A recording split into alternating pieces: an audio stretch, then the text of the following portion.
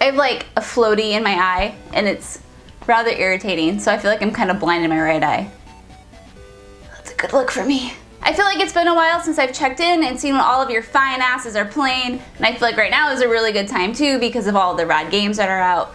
I mean, off the top of my head, there's Titanfall, Battlefield, the new Call of Duty, Dishonored 2, Watch Dogs 2, and I'm sure I'm missing some other ones. But point being is I'm really curious to know what you guys are playing, and I want to tell you about what I've been playing, and we can have a fun comment orgy, as always, about what we've been playing. The first game I want to talk about, and I'm really excited to talk about this, and if you follow me on social media anywhere, you probably know what I'm about to say. But I have put 35 hours in so far into Final Fantasy VII. Yes, friends, Final Fantasy VII, the RPG that came out in the late 90s for PlayStation. It's a 3-disc wonder. Yeah, I put 35 hours into it, and I decided that I wanted to finally like sit down and actually play it after playing World of Final Fantasy. Something about it, because World of Final Fantasy was fun, but I was craving like that super old school like nostalgia RPG feeling, and I'm like, you know what, I just need to freaking sit down and play Final Fantasy VII. And that's exactly what I'm doing. Actually, I am not sitting down and playing it, I'm actually walking and playing it. I have a really cool like treadmill, TV, PlayStation 3 setup going on, and it works out really well, and I'm getting some exercise and playing Final Fantasy VII every day. I can't complain. Anywho, so a lot of people have asked like, how come you haven't played Final Fantasy VII before? Ah, what a criminal act of awfulness. So growing up, I had really bad luck with the discs, and whenever I would get like past like the 5 or 6 hour mark, one of the discs would be corrupted. Like, I don't remember, you know, it must have only been the first disc because I never got as far as disc 2. So I had bought 2 or 3 copies of Final Fantasy VII back in the day with my hard-earned like 10-year-old money. And every time I bought, they were used copies, and the first disc was always corrupted at some point, so I was never able to proceed past the said corruption, so I never got around to finishing it. But I have to say, I'm actually kind of glad, because to experience Final Fantasy VII as a 28-year-old who has all of this gaming experience, and I've seen how the industry has grown and changed, and how JRPGs have kind of taken like a different turn.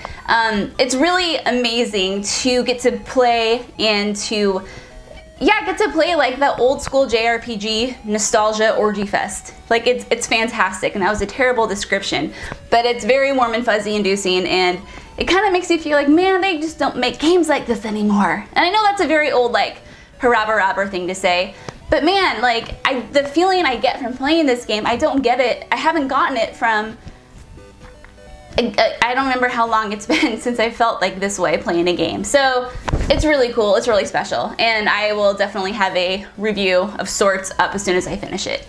Honestly, I just want to keep talking about Final Fantasy VII and how much I love it, but I will move on. The next game I want to talk about is a game I have already finished, but I'm going to talk about it anyway. It's Call of Duty Infinite Warfare. I will have a formal Britt review up probably this week, so I'll keep this little blurb short and sweet. But I think Infinite Warfare is my favorite. Am I ready to say this? I am. Infinite Warfare is my favorite Call of Duty installment to date. I really resonated with the characters, and while the story had some weak points, the characters I felt like really kept it going, because you know me, I'm a story character kind of gal. And the gameplay was fun, and the shooting and the combat, all that was really fun as well. But I found myself for the first time in a Call of Duty game like itching for more. Like, in the sense that, you know, a mission would end, and I would immediately like want to go into the next one, or I would go to bed and think about the game. And even when I finished the game, I found myself thinking about certain characters and like wondering if there's ever going to be an Infinite Warfare 2 with the same characters, which we all know probably won't happen. So point being, if you are a Call of Duty fan, even if you're not so much a Call of Duty fan, but you like to go pew pew pew sometimes. Sound like I was saying poo poo poo, like poop. Anyway, point being, try it out. It's a really short and sweet in the terms maybe like 7 to 10 hours, but it's really good. That's all. I'll just stop there. Otherwise I'm gonna do my review in this video, and that's not what I wanted to do. The last game I've been playing, and this is kind of more leisurely, is completely random, but Dead Space 3. I have been craving another co-op playthrough of that game. I played it when it came out in 2013 cooperatively. Really fun. I love survival horror, especially survival horror co-op. In my humble opinion, there aren't enough of those, but it's a really fun game. I mean, I think I'm 15% of the way through, And if I'm gonna be totally honest with you guys, because we're like this, and I can say things to you, the last time I played Dead Space 3, like I said, 3 years ago, I was 25, and you know, that was the time when you would just have a few whiskeys all the time, every night, and just fucking play video games. Now I'm old and I can't handle that anymore. So most of Dead Space 3 is kind of a blur and I don't remember a lot of it. So I feel like I'm experiencing it for the first time, which is great, because it's really fun, and I like the whole derelict ship, the aliens. Like, it is creepy. Granted, playing with someone makes it less creepy, but it still has that fun, like, atmosphere to it. So, yes, if you've considered playing Dead Space 3, you should. It's fun, it's creepy, came out in 2013, but it still holds up really well. And if everyone buys Dead Space 3, maybe Visceral will give us a Dead Space 4, huh? Yeah, please? Thanks. On a sort of kind of random note, I can't believe Final Fantasy 15 is just around the corner. So I'm trying not to like pick up anything new, like Dishonored 2 and Watch Dogs 2. I really want to play those, but I think those are going to take probably a couple weeks for me to finish. So I think I might pick up like Battlefield or Titanfall, like some of the shorter games, because as soon as Final Fantasy 15 comes out, everything else is getting dropped hard as fuck.